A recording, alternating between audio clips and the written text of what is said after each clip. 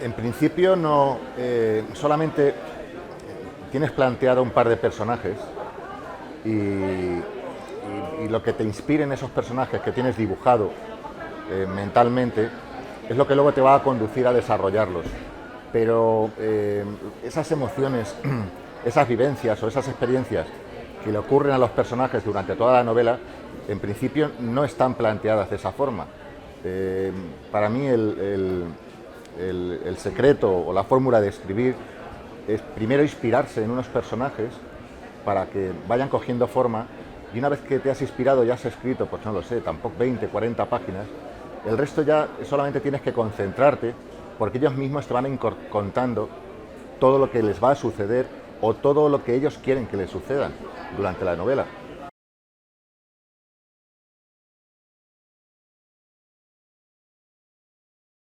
Generalmente, bueno, en esta novela sí tienen un apoyo en personas reales. El protagonista es un pintor muy famoso. Yo soy de Tomelloso, que es cuna de grandes artistas, de pintores, de poetas y escritores, y siempre tienes un referente en personas reales. Pero lógicamente luego, como es una novela de ficción, van desvariando, van cogiendo forma y se van apartando de la idea o del pensamiento, de la referencia real que tú tienes, hasta adquirir pues, una personalidad propia, que es la que se desenvuelve en la novela, en La belleza del miedo.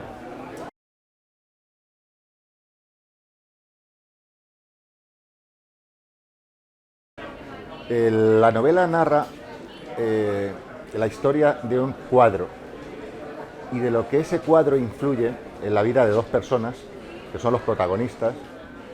Primero es el pintor que pinta ese cuadro y después la modelo que está pintada en ese cuadro. El cuadro influye muchísimo en sus vidas hasta tal punto de que las cambia radicalmente, y entre ambos, con la ayuda de un tercer personaje que es el detective, es un personaje, es un sargento, el sargento Losada, tienen que encontrar el cuadro porque desaparece durante un proceso judicial como prueba que era de un juicio, para poder, una vez que encuentren ese cuadro, resolver las contradicciones existenciales que les ha provocado ese cuadro al pintor, a Fausto, y a la protagonista de la novela, que es Claudia.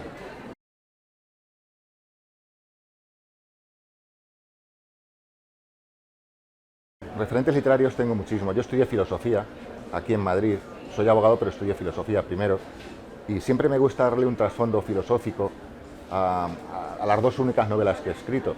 De hecho, me planteaba, o me plantean en varias ocasiones, cuál hubiera sido mi vida si yo, en vez de coger el camino del derecho, hubiera elegido el camino de la filosofía. Mis referentes aquí en la filosofía, que es lo que estamos hablando, están compuestos principalmente de Nietzsche, del vitalismo de Nietzsche y del existencialismo de Jean-Paul Sartre. Están reflejados en la novela también. El concepto de héroe de Homero y de la filosofía griega, y referentes literarios. A mí me encanta la literatura en español, tanto García Márquez como Borges o Cela, que son mis preferidos, incluso Delibes, pero intento no contaminarme del estilo, por supuesto, de esos grandes de la literatura universal, pues porque tampoco es el propósito. El propósito es encontrar un estilo propio, tanto a la hora de contar historias como a la hora de utilizar el lenguaje. Entonces, pues como te digo, referentes son todos, todo el bagaje cultural que uno ha ido adquiriendo y vital a lo largo de su vida, que no son pocos años, aunque escribiendo pues lleve apenas 8 años, pero está plasmado en La belleza del miedo.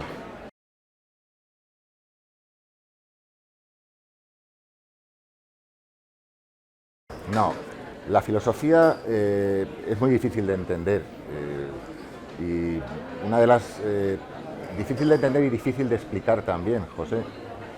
Yo creo que una de los grandes retos que tienen los profesores de la filosofía es hacerla inteligible.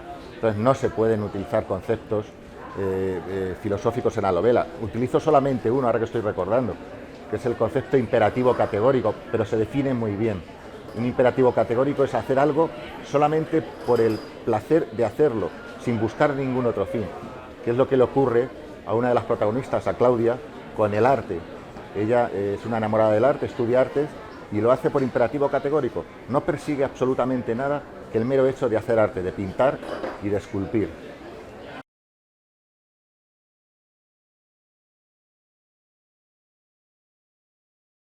Los personajes, como te he dicho antes, José, los personajes al principio están sin hacer, tienen un germen, un pequeño germen, como puede ser pues un feto al concebirse, y se van desarrollando ellos mismos. O sea, yo no sé dónde me van a llevar los personajes. Entonces sí tienen, y lo has dicho bien, sí tienen un gran peso los personajes en la historia. Lo que pasa es que la historia se va haciendo también con lo que le ocurre en esa interacción que tienen los personajes. Y de hecho lo que les pasa a los dos personajes al final termina siendo más importante lo que construyen entre los dos que lo que cada uno es en sí mismo. Pero sí, efectivamente, tienen un peso los personajes más que la historia.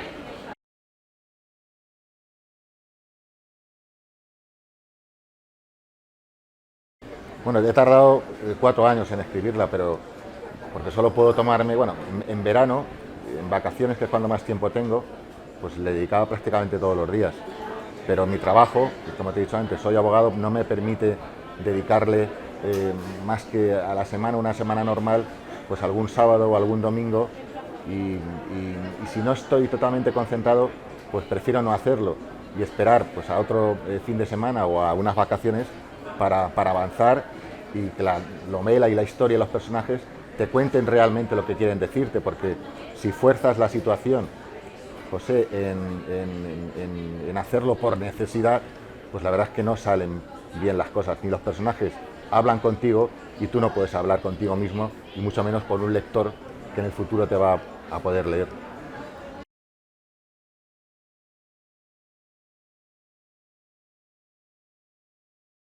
Pues me gustó mucho un comentario de una lectora que me dijo que el libro estaba escrito muy bien y que las emociones, las contradicciones de los personajes le habían hecho pensar en las propias suyas. Y eso me gustó porque si, por lo menos no a resolver, ni mucho menos es la pretensión, pero sí a plantear problemas que diaria y cotidianamente se nos plantean a cada uno de nosotros, pues solo con eso, con que el problema se plantea, aunque no tenga una resolución, ya me doy por satisfecho si logro desentrañar eso o comunicar eso a algún lector.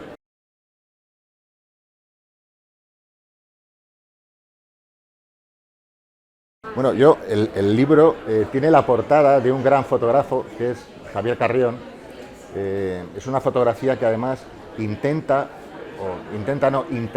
realmente el cuadro de la novela. La novela tiene el título del cuadro, que es La belleza del miedo. Y como el propio título indica, es una contradicción. Es la protagonista la que parece estar riendo, pero en realidad está llorando. Y esa contradicción es la que se refleja en el cuadro. Yo, si lo tienen que comprar, desde luego, la portada es una fotografía bellísima.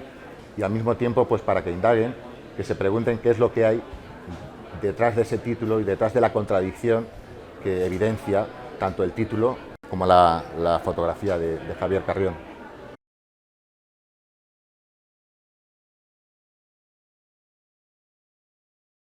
Este verano, como te he dicho, que es el tiempo más precioso que tengo para escribir, he estado inspirándome y tengo ya el hilo argumental de los personajes y de lo que quiero hacer con ellos. Y este sí va a estar basado en un libro de Descartes, que es el discurso del método, pero solo para conducir la estructura del libro. No es un libro de filosofía, pero como te he dicho antes, sí me gusta siempre recuperar esa época que tuve cuando estuve estudiando filosofía y descubrir qué hubiera pasado si yo, en vez de ser abogado, hubiera sido escritor y filósofo.